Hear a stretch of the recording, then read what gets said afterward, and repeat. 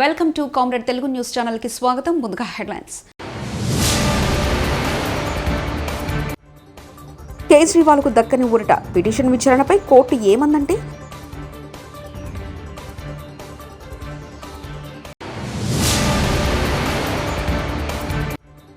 వివేక హత్యపై షర్మిల వ్యాఖ్యలో వాస్తవం ఉంది. తెలుగుదేశం పార్టీ నేత బీటెక్ రవి.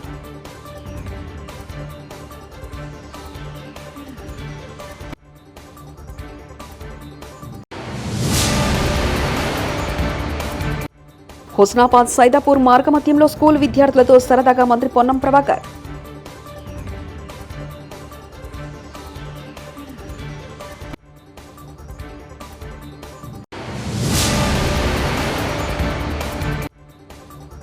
పెన్షన్ కోసం వృద్ధుల పడిగాపులు.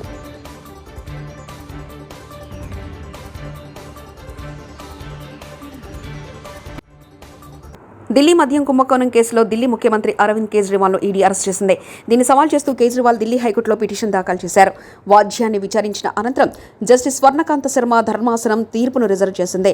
రేపు గురువారం తీర్పు వెలువడే అవకాశం ఉంది. సీనియర్ న్యాయవాది అభిషేక్ మను సింఘ్వి కోర్టులో వాదనలు వినిపించారు.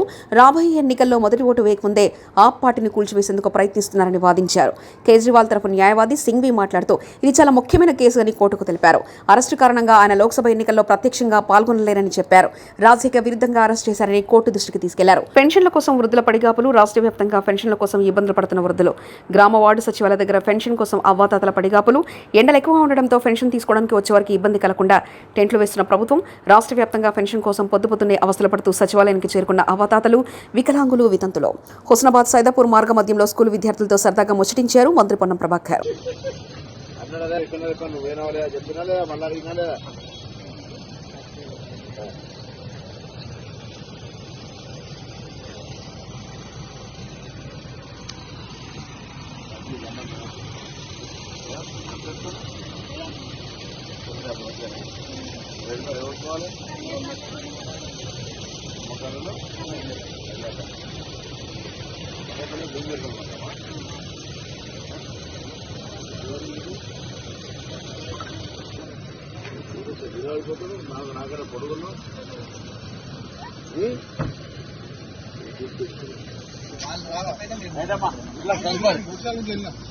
పామరు మండలం పెరసపల్లిలో ఇంట్లో పెద్ద మొత్తంలో చీరల బండిల్స్ కనుగొన్న పోలీసులు ఎన్నికల్లో పంపిణీ చేసేందుకు సిద్ధంగా ఉంచిన పార్టీకి చెందిన చీరల పట్టివేత.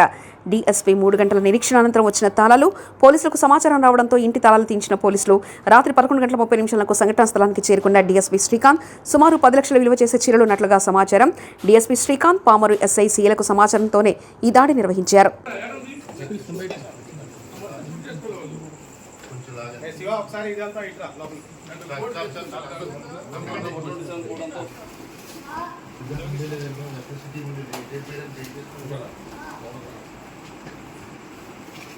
మాజీ మంత్రి వైఎస్ వివేకానందరెడ్డి హత్యపై ఏపీ పీసీసీ అధ్యక్షురాలు షర్మిల చేసిన వ్యాఖ్యల్లో వాస్తవం ఉందని తెలుగుదేశం పార్టీ నేత బీటెక్ రవి అన్నారు. ఈ హత్యపై ప్రభుత్వ సలహాదారులు సజ్జల రామకృష్ణారెడ్డి సాక్షి పత్రిక పలు రకాల ఆరోపణలు చేసినట్లు తెలిపారు. కడపలో మీడియాతో ఆయన మాట్లాడారు. కృష్ణారెడ్డి కానీ అటు సైడ్ నుంచి ప్రతి ఒక్కరు కూడా మాకు వివేకానందరెడ్డిని చంపాల్సిన అవసరం ఏముంది, మాకు ఆయన్ను చంపితే మాకు వచ్చే లాభం ఏంటి, అసలు ఆ హత్యకి ఏదైనా కూడా మోటివ్ అనేది ఉండాలి కదా, ఆ మోటివ్ గురించి ఏంటి, ఆ మోటివ్ లేకుండా మర్డర్ ఎట్లా జరుగుతుంది, ఇంత చిన్న ఈ విషయం కూడా మీరు ఎట్లా మర్చిపోతారని మా గురించి మాట్లాడడము. అంటే హత్యకి ఏదైనా జరిగేటప్పుడు మోటివ్ ఉండాలా అనేది వాళ్ళ పాయింట్. నిన్న తర్వాత మొన్న ఈ మధ్య షర్మిలమ్మ గారు మాట్లాడి చాలా క్లారిటీగా హత్యకు కావాల్సిన మోటివ్ కూడా ఆమె చెప్పడం జరుగుతూ ఉంది. వివేకానందరెడ్డి గారు ఎంపీ సీట్ అనేది మన కుటుంబానికే ఉండాలి, షర్మిలమ్మకే మనం ఎంపీ సీట్ ఇవ్వాలని జగన్తో చెప్పినప్పుడు ఆయన ఏమన్నాడంటే షర్మిలమ్మ ఒప్పుకోవడం లేదు, ఒప్పిస్తే నాకేం ఇబ్బంది లేదని జగన్మోహన్ రెడ్డి వివేకానందరెడ్డికి చెప్తే వివేకానందరెడ్డి పర్సనల్గా షర్మిలమ్మ ఇంటికి వెళ్ళి దాదాపు 2 గంటల సేపు నా మీద ఒత్తిడి తెచ్చి ఖచ్చితంగా మన కుటుంబానికే ఇది కావాలని ఆయన చెప్పడం. అప్పట్లో నాకు చిన్నాన్న ఎందుకు నన్ను ఇంత ప్రెజర్ చేస్తాడని అనుకోలేదు. తర్వాత ఆయన మర్డర్ జరిగి ఇప్పుడు ఈ విషయాలను తెలిసిన తర్వాత నాకు ఇప్పుడు అర్థం అవుతా ఉంది అని ఆమె చాలా క్లారిటీగా చెప్పింది. అంటే జగన్మోహన్ రెడ్డి షర్మిలమ్మ ఒప్పుకోదేమో అని చెప్పి వివేకానందరెడ్డికి చెప్పడం, వివేకానందరెడ్డి గారు షర్మిలమ్మ దగ్గరికి పోయి దాదాపు 2 గంటలు కూర్చొని ఆమెను కొంచెం ప్రెజరైజ్ చేసి మన కుటుంబానికే ఉండాలని చెప్పడంతో ఆమె ఆల్మోస్ట్ ఆల్ క్లియరెన్స్ అనేది ఇచ్చింది. ఆ క్లియరెన్స్ ఇచ్చిన తర్వాత అదే విషయాన్ని వివేకానంద రెడ్డి జగన్ రెడ్డి కూడా చెప్పడం జరిగింది. జగన్ రెడ్డికి చెప్పిన తర్వాత ఆయన ఇంట్లో అంతఃపురంలో ఎవరెవరికి చెప్పాలనో వాళ్ళకు నేను విధిలేని పరిస్థితి ఉంది, షర్మిలమ్మ గాని ఒప్పుకుంటే వివేకానంద రెడ్డి చిన్నాయన షర్మిలమ్మను ఒప్పించినాడు కాబట్టి ఇంకా దాదాపు నేను షర్మిలకే ఇవ్వాల్సిన పరిస్థితి ఉందని చెబితే ఆ అంతఃపుర రహస్యం వాళ్ళంతా వాళ్ళు మాట్లాడుకొని ఇంకా దీనికి ఏదైనా కానీ మన టికెట్ మనకు రావాలంటే వివేకానంద రెడ్డిని అసాసినేట్ చేయడమే, వివేకానంద రెడ్డిని మర్డర్ చేయడం తప్ప మనకు వేరే గత్యంతరం లేదని క్లియర్గా మోటివ్ ఉండి ఆ ఘాతుకానికి వాళ్ళు పాల్పడడం జరిగింది. ఆమె ఇంకో విషయం ఏం చెప్పిందంటే నిన్న చాలా క్లారిటీగా అసలు చిన్నాన్న వచ్చి నన్ను భంగపోయి అంతసేపు చెప్పిన తర్వాత ఆ తర్వాత ఇవన్నీ పర్యవసానాలు జరిగినప్పుడు ఆ చిన్నాయన మర్డర్ చేసినప్పుడు ఎవరైతే మర్డర్ చేశారని ఆరోపణలు ఎదుర్కొన్నారో నేనన్నా కేంద్ర మాజీ మంత్రి కిల్లి కృపారాణి వైకాపాకు రాజీనామా చేశారు. పార్టీలో గత కొంతకాలంగా ప్రాధాన్యత లేకపోవడంతో ఈ నిర్ణయం తీసుకున్నారు. రాజీనామా లేఖను ఆ పార్టీ అధినేత సీఎం జగన్ కు పంపారు. త్వరలో కాంగ్రెస్ లో చేరే అవకాశం ఉంది. ఆమె కుమారుడు విక్రాంత్ కు టెక్కలి అసెంబ్లీ టికెట్ ఇస్తారని సమాచారం. శ్రీకాకుళం లోక్సభ స్థానం నుంచి కృపారాణి పోటీ చేసే అవకాశం ఉన్నట్లు ప్రచారం జరుగుతుంది. అటువంటి నేను 2019లో పార్టీని విడిచి వైఎస్ఆర్ కాంగ్రెస్ పార్టీలో గౌరవ ముఖ్యమంత్రి జగన్మోహన్ రెడ్డి గారి నాయకత్వంలో పార్టీలో చేరాను. ఎందుకు చేరాను అంటే the whole team was in YSR Congress party. ఇది నా కుటుంబం. ముఖ్యమంత్రి వైఎస్ జగన్మోహన్ రెడ్డి గారు నా తమ్ముడు, రాజశేఖర రెడ్డి గారి తనయుడు, విలువలు విశ్వసనీయత విలువిచ్చిన గౌరవిచ్చిన మనిషి. నా కుటుంబంలో చేరుతున్నాను. అమ్మ ఒడిలోంచి జారిపడి కేంద్ర మంత్రి స్థాయిలో తమ్ముడు దరికి చేరాను. నేను పార్టీలోకి వచ్చే ముందర ఎవరైతే నాకు పార్టీలో జాయిన్ చేయించారో వారు నాకు ఇచ్చే హామీ ఏంటంటే special representative to AP government at New Delhi, that was at cabinet rank post, మీకు ఇస్తామమ్మా అని తీసుకువెళ్ళారు. కానీ షార్ట్ పీరియడ్ ఎలక్షన్కి దగ్గరలో ఒక 6 నెలల ముందర నేను జాయిన్ అయ్యాను. సీఎం గారు నాకు చెప్పే మాట ఏంటంటే కృపమ్మ నీకు తగిన విధంగా నేను గౌరవిస్తానని వారు చెప్పారు. గౌరవ రాజ్యసభ సభ్యులు విజయసాయిరెడ్డి గారు ఫోన్ చేసి అమ్మ మీకు సీఎం గారు పార్లమెంట్కి కంటెస్ట్ చేయమంటున్నారని వారు చెప్పారు. It was in 2019. కృపమ్మ నీ బ్రెయిన్లో ఉన్న ఆ ఎక్స్ యూనియన్ మినిస్టర్ అనే చిప్ తీసి పడిస్తేనే నువ్వు కార్యకర్తల్లో కలిసి మిగతా వాళ్ళలో కలిసి పనిచేయగలవు.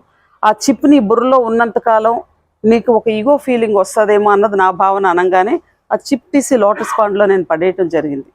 సీఎం గారు తగిన విధంగా గౌరవిస్తానన్నారు. మరి ఆ తర్వాత అది ఏదైతే నేమ్స్ అనౌన్స్ చేశారో ఆ నేమ్స్ ఇడుపులపాయలో నేమ్స్ అనౌన్స్ యాదాద్రి భువనగిరి జిల్లా మహేశ్వర్ రెడ్డిపై మండిపడ్డ బీర్ల ఐలయ్య. మహేశ్వర్ రెడ్డి మతిలేని మాటలపై ప్రభుత్వ విప్ ఆలేరు బీర్ల ఐలయ్య మండిపడ్డారు.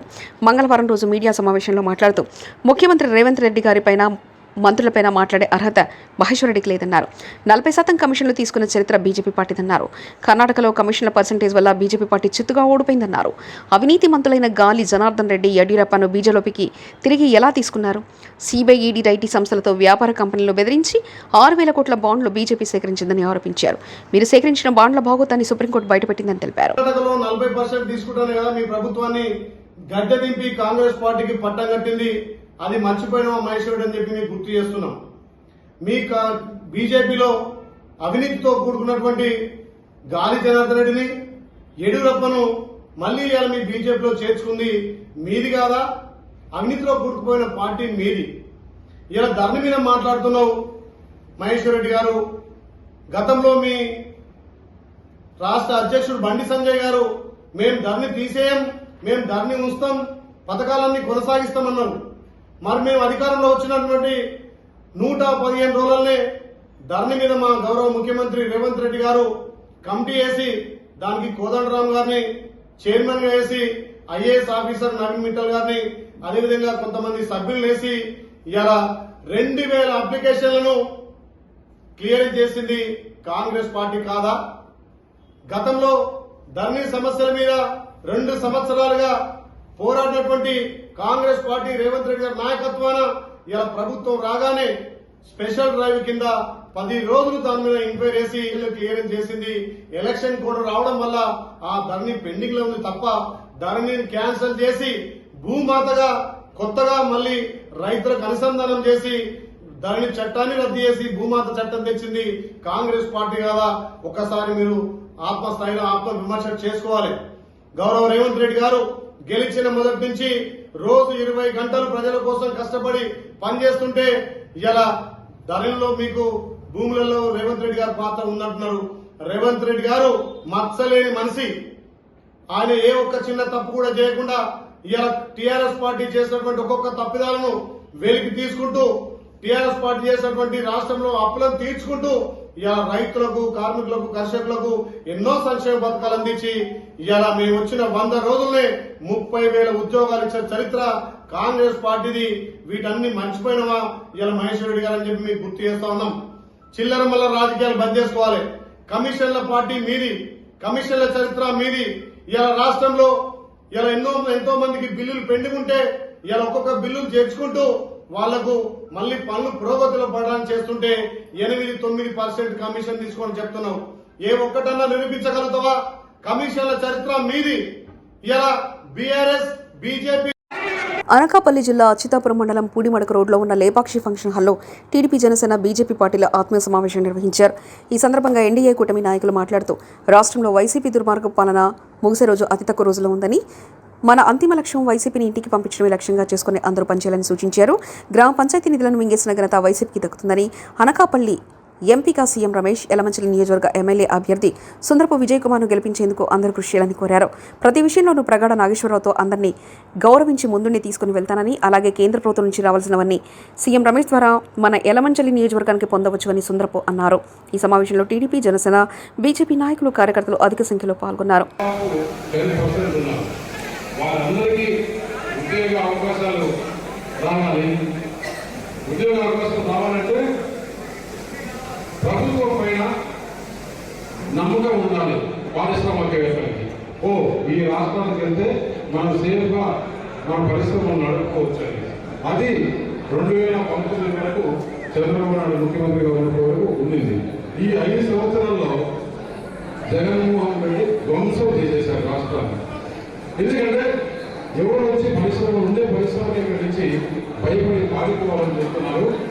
వారి దగ్గర నుంచి కప్పం, జగన్మోహన్ రెడ్డి కప్పం కట్టాలా, సాయి రెడ్డి కప్పం కట్టాలా, సుబ్బారెడ్డి కప్పం కట్టాలా, సజ్జల రెడ్డి కట్టాలా, మిథున్ రెడ్డి, వీరంతా ఈ రెండుతో పోటీ మన ప్రాంత యువతకు అన్యాయం చేశారని చెప్పేసి మీకు తెలియజేస్తున్నా. ఈ ప్రాంతం ఎలమంచిలి ప్రాంతం చాలా మంచి ప్రాంతం. ఇక్కడ డెవలప్ చేసిన ఇండస్ట్రీస్ వచ్చేసరికి చాలా మంచి అవకాశాలు ఉన్నాయి. అయినా కూడా వాళ్ళు సద్వినియోగం చేసుకోవట్లా గురించి మీకు చెప్పాలా. ఇంతకుముందు చెప్పారు అక్కడ చిత్తని ఆయన చెప్పారు.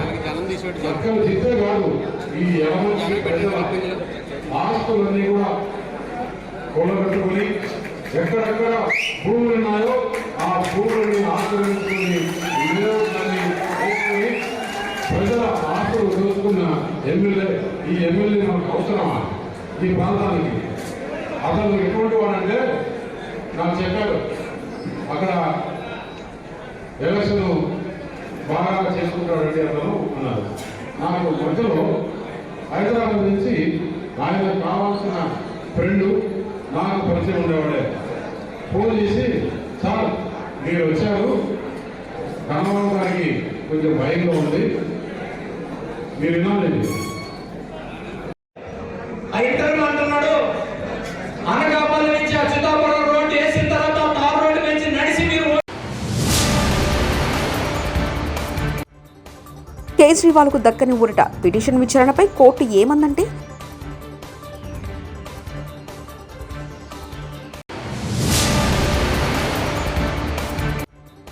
వివేక హత్యపై షర్మిల వ్యాఖ్యల్లో వాస్తవం ఉంది. తెలుగుదేశం పార్టీ నేత బీటెక్ రవి.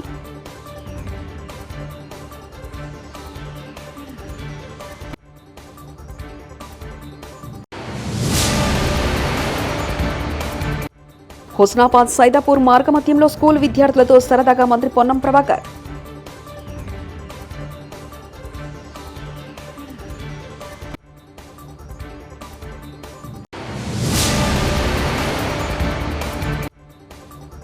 పెన్షన్ కోసం వృద్ధుల పడిగాపులు.